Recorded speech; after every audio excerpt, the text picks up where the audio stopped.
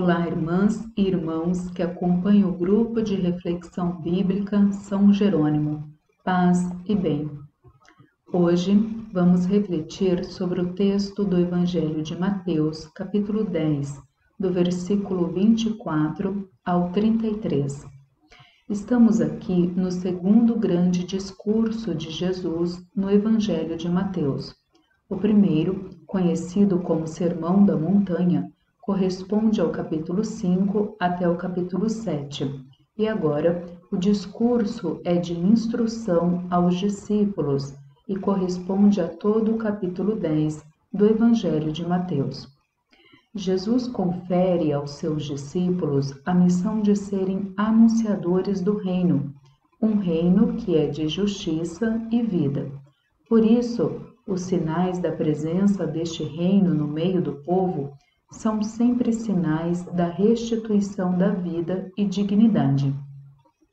Assim, vemos que os espíritos impuros são expulsos, doenças e enfermidades são curadas, sinais de que a missão, o anúncio do reino, não é fruto do mero querer e capacidade humana, mas é projeto de Deus. O reino e seu anúncio encontrará desafios, incompreensões, rejeições. E quando estiverem diante destas realidades, os discípulos são instruídos para não esquecerem de que os mesmos desafios foram enfrentados pelo próprio Jesus, Mestre e Senhor.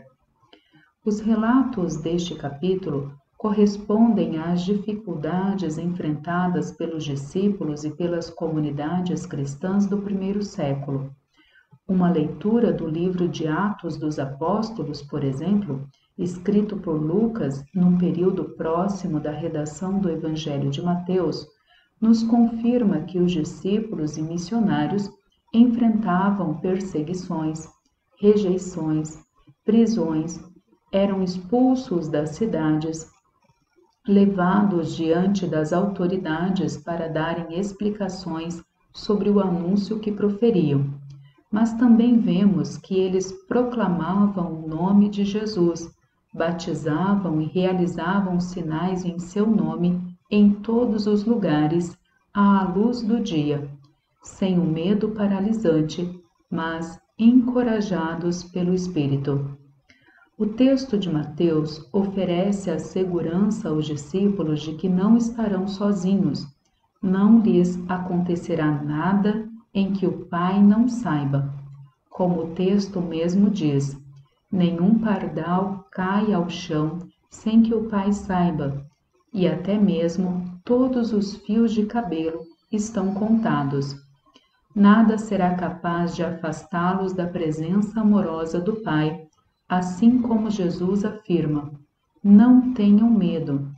E esta certeza é que impulsiona a missão, que os encoraja e que os fazem seguir pelos caminhos que os levam às diferentes realidades e superar o medo das perseguições humanas, da rejeição e do fracasso. Aos discípulos cabe crescer na intimidade com Deus, o Pai misericordioso, assumir seu projeto de reinado, tal como fez Jesus, seguir sua missão guiados pelo Espírito de Deus, e todo o mais não será obstáculo suficiente para esconder a luz do anúncio da Boa Nova. Nem mesmo a morte é ocasião para o medo e negligência da missão assumida pelos discípulos. A morte foi vencida pelo Senhor da vida. Todo aquele que se declara seguidor de Jesus vive nele e por ele. A promessa e o ensinamento de Jesus não garante aos discípulos uma vida sem desafios e fracassos. Ele garante a vida. Que também nós, hoje, possamos superar os diferentes medos que nos paralisam e que nos impedem de assumirmos a nossa própria vida com consciência e liberdade, tornando-a plena e digna, e assim, repletos da certeza da presença do Pai e guiados pelo Espírito, assumamos também a missão de anunciar e promover o reino de Deus, um reino de justiça, de paz e de fraternidade. Que a nossa vida seja testemunho da presença do reino entre nós.